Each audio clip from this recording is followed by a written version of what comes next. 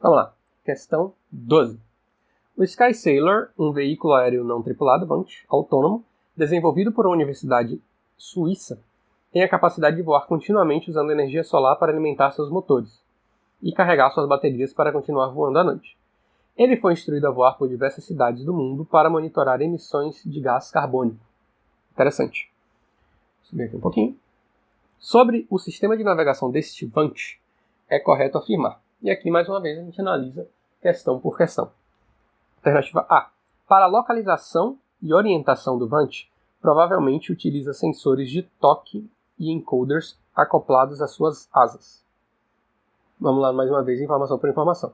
Localização e orientação, considerando que ele é um veículo aéreo não tripulado, ou seja, ele precisa de informações de localização e orientação para ajudar ele a se locomover aqui no ar. Meu desenho de veículo aéreo não tripulado não é um dos melhores, mas aqui ele está no ar, ou seja, ele precisa de informações justamente para dar essa orientação para ele. Sensores de toque, ele basicamente diz uma informação de um contato ou não contato, ou seja, por exemplo, se eu aperto aqui a folha, ele diz, toquei a folha, se eu tiro, ele, não tem nada tocando a folha. E encoders são, na verdade, sensores para medir rotação, geralmente de motor. Quando a gente trabalha com robótica, os encoders são utilizados para isso. Então isso não se relaciona, por exemplo, com informações de localização e orientação que um veículo aéreo precisa ter. Ou seja, se ele está voando, ele precisa, por exemplo, ter uma informação, por exemplo, de onde ele está, ou seja, ele precisa de um GPS para ele saber onde ele está em relação ao espaço, né? Onde ele está localizado.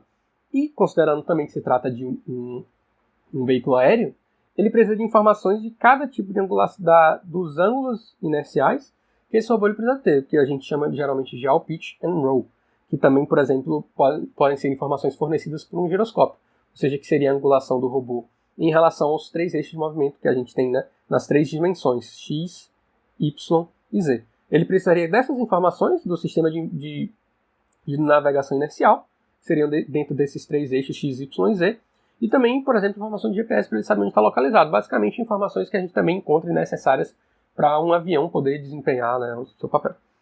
Então, o encoder, que é um sensor relacionado a motor, um sensor de toque que não se relaciona muito, ainda mais acoplado na asa, não são de muita ajuda para o robô se localizar. Ou seja, o encoder ele não vai ajudar o robô a saber onde ele está no espaço, exatamente com a angulação, se ele está indo para cima, para baixo, para a esquerda, para a direita, por exemplo. Então, por isso que ela já seria falsa. Aqui, as principais informações utilizadas para a navegação são a altitude, o que pode ser uma informação de fato útil, e os deslocamentos linear e angular, o que também podem ser informações úteis. Mas toque e encoder não são informações úteis para a localização e orientação, por isso que isso aqui é falso. Então, vamos lá para a letra B. Para a localização e orientação, a gente provavelmente utiliza sonares acoplados às suas asas e um giroscópio. O giroscópio, como eu falei na explicação da A, ele de fato traz informações úteis para o VANT. Mas um sonar, que é um equipamento que detecta obstáculos por meio da propagação e recebimento de ondas sonoras, ele não seria muito útil considerando que ele está no ar. Então, para localização e orientação, por exemplo, o sonar ele funciona para localização e orientação, por exemplo, de morcegos, de baleias e outros tipos de animais que utilizam essa ecolocalização para achar o local no espaço, mas não para um avião. Para um avião, o sonar ele não seria utilizado, justamente porque o sonar ele retorna para quem está utilizando esse sonar a distância de algum determinado objeto em relação a ele. E no caso, o VANT ele precisa se guiar, ele precisa se locomover ao redor do espaço, então, ou seja, o sonar ele não apresenta informação útil para a localização e orientação. Por isso que isso aqui é falso. Alternativa C. Para a localização e orientação do VANT, provavelmente utiliza uma bússola e um tubo de pitot. A bússola até vai, a gente sabe que existem alguns, principalmente antigamente, os aviões eles se guiavam principalmente por conta da bússola, orientando, seguindo mapas e a orientação magnética da Terra, o campo magnético da Terra. Mas o tubo de pitot ele é um instrumento que mede pressão relativa. E no caso de veículos aéreos, ele é utilizado principalmente para medir a velocidade do avião em relação ao ar por meio da medição da pressão relativa. Então, se ele mede, é um instrumento que indica principalmente valores de velocidade, ele não é utilizado, ou seja, ele não é eficiente para utilizar para localização e orientação do veículo aéreo. Então, por isso que ele também seria falso. Mas vamos lá. As principais informações usadas para a navegação são a orientação magnética, o que se relaciona de fato com a bússola, e a velocidade do vento, que foi justamente o que eu falei sobre o tubo de Pitot. Mas veja que para o avião ele se localizar no espaço, ele sabe onde ele está, para onde ele precisa ir, a angulação, justamente porque se ele está com uma angulação do bico muito alta, ele pode perder sustentação. Se ele está com um ângulo de descida, ou seja, a inclinação do bico muito baixa, ele pode acabar se chocando com a Terra. Nenhuma dessas informações são essenciais para o avião poder se localizar e se orientar no espaço e fazer a navegação, elas são ditas aqui. Ou seja, elas não estão presentes. Então por isso que isso aqui também é falso. Porque sem essas informações, o avião ele provavelmente vai bater. Ou ele vai perder sustentação, vai cair. O vante também, no caso, né? Então por isso que isso aqui é falso. Então vamos lá para a letra D. Para a localização e orientação do vante, provavelmente utiliza uma unidade de medidas inerciais, que vai justamente fornecer essa informação aqui da posição do avião em relação às três dimensões, x, y, z e ao pitch and roll, em conjunto com o sistema de posicionamento global GPS, justamente para dizer onde no planeta Terra que esse vante vai estar localizado. Perfeito.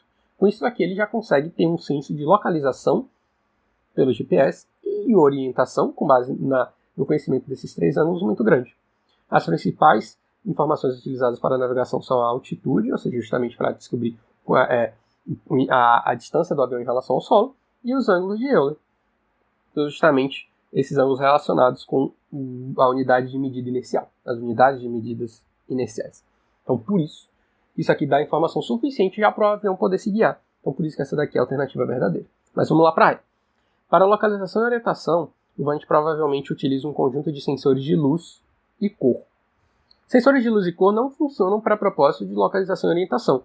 Sensores de luz, por exemplo, se tratando de robótica, a gente utiliza geralmente para detectar uma diferença, por exemplo, em robôs seguidores de linha, onde você tem uma pista branca, uma pista de cor branca com traçado de cor preta, e aí justamente o sensor de luz ele vai justamente medir o índice de refletância do LED emissor, do equipamento emissor de luz em relação à superfície. O branco ele vai refletir muito mais do que o preto. O preto ele tende a absorver essa luz, então a refletância é menor. E com base nisso, o robô ele consegue ter um método de orientação. Mas isso aqui a gente está falando de um robô terrestre, cuja funcionalidade é seguir uma determinada linha em um trajeto.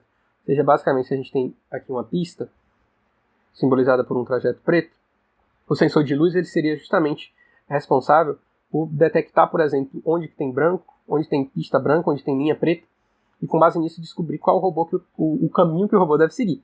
E o sensor de cor ele poderia ser utilizado, por exemplo, para ler alguns marcadores do percurso, para indicar caminhos preferenciais para o robô, que caso você já esteja familiarizado com a Olimpíada Brasileira de Robótica na modalidade prática, é isso que acontece.